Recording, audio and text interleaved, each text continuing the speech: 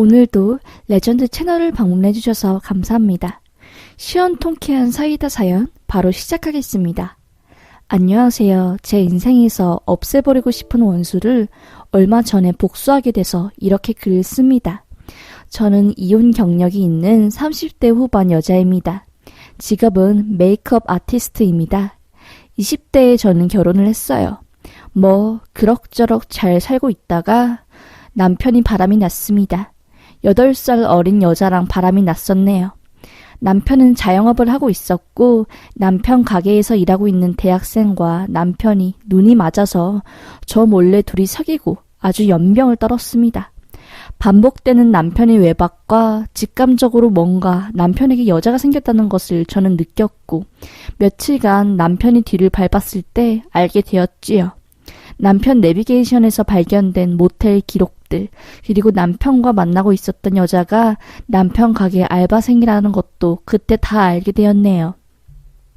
20대 초반에 등록금 번다고 밤 늦게까지 일하는 모습이 안타까워서 제가 집에서 반찬 같은 것도 만들어서 알바생들 밥 먹으라고 했는데 이렇게 뒤통수 칠 줄은 몰랐네요.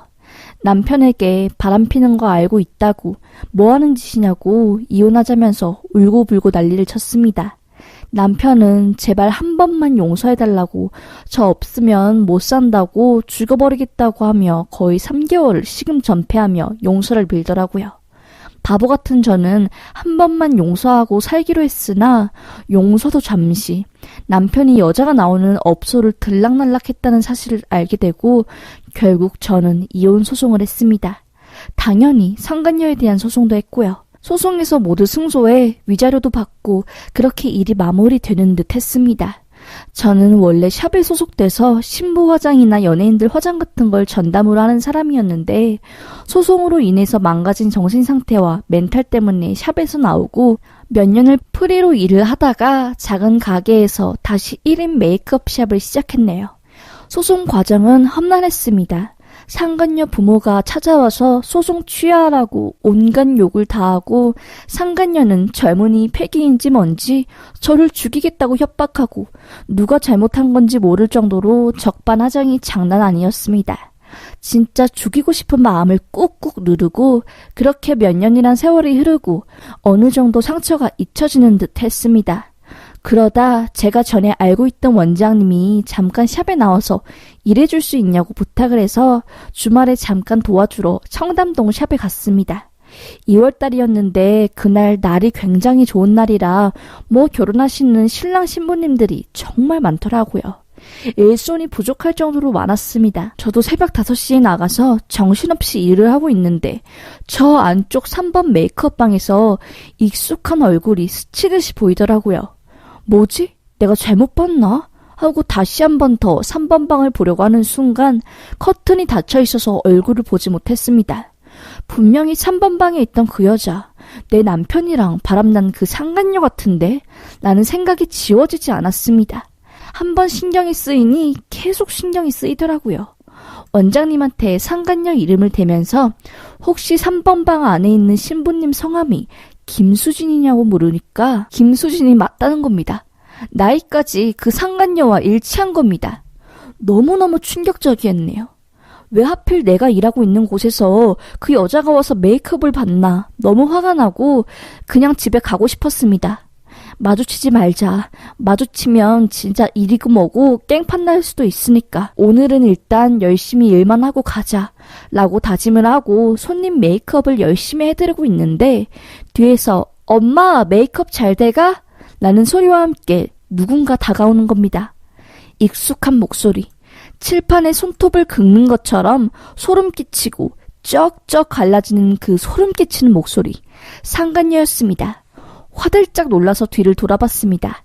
상간녀와 저는 눈이 마주쳤고 상간녀는 제 얼굴을 보자마자 뭐야? 미친년이 왜 여기 있어? 라며 소리를 쳤어요. 저도 소리쳤어요. 뭐? 누가 누구 보고 미친년이래? 싹바가지 없는 애가 다 있어? 어디서 욕짓거리야? 내가 눈 딱 감고 그냥 지나치려고 했는데 네가 끝까지 사람 성질을 긁네? 넌 창피하지도 않니?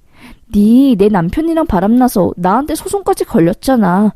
모른 척하지 말고 발랑 까져서 하고 다니는 거라고는 남자 밝히는 거밖에 모르는 여우주제 라고 하니 그 상간녀도 씩씩대면서 받아치더라고요.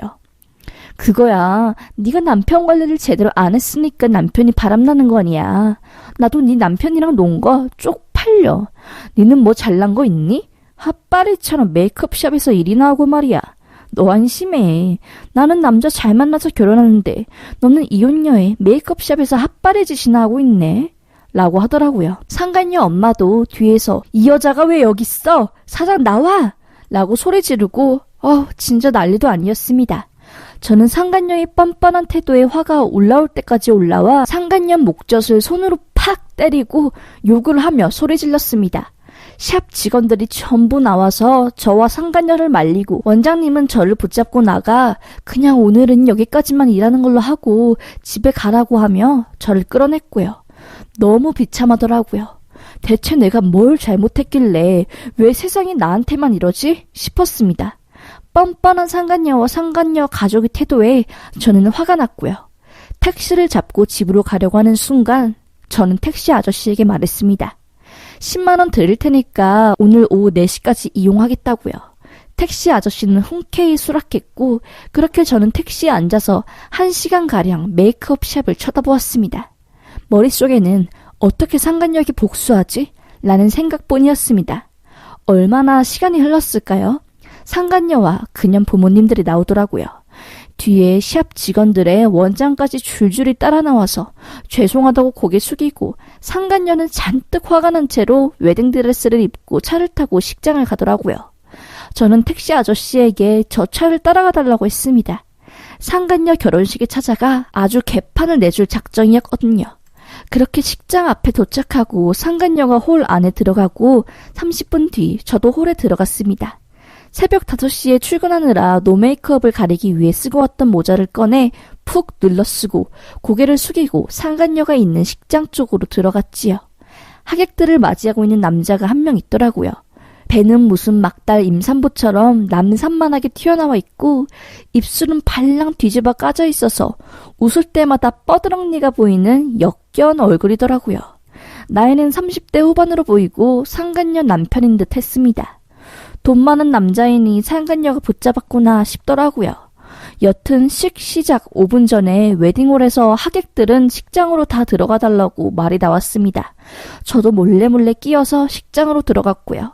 그리고 5분이 흐른 뒤 노랫소리와 함께 상간녀가 방긋방긋 웃으며 걸어 나오더라고요. 하객들은 환호 지르고 난리가 났고요. 참 진짜 무서운 여자구나 싶었습니다. 상간녀가 식장 안으로 들어오고 걸어 나가는 무대 쪽으로 올라오려는 순간 저는 재빠르게 그 무대 위로 올라가 상간녀를 보고 말했습니다. 제가 그 가운데 걷는 쪽으로 올라오니 분위기가 싸해지고 금방 웅성웅성 되더라고요. 저는 소리치며 말했죠. 너 내가 그냥 지나갈 줄 알았니? 하긴 여러분들, 인연 내 남편이랑 바람나서 가정 파탄낸 여자예요. 나한테 소송 걸리고 법적으로 이 여자 상간녀인 거 인정했다고요. 돈 또 골라서 지보다 최소 띠동갑 넘는 뚱땡이 아저씨랑 결혼하는 주제에 뭐가 좋다고 벙긋벙긋 쳐웃고 지랄이니? 너는 죄 짓고 어떻게 이렇게 뻔뻔하게 사니?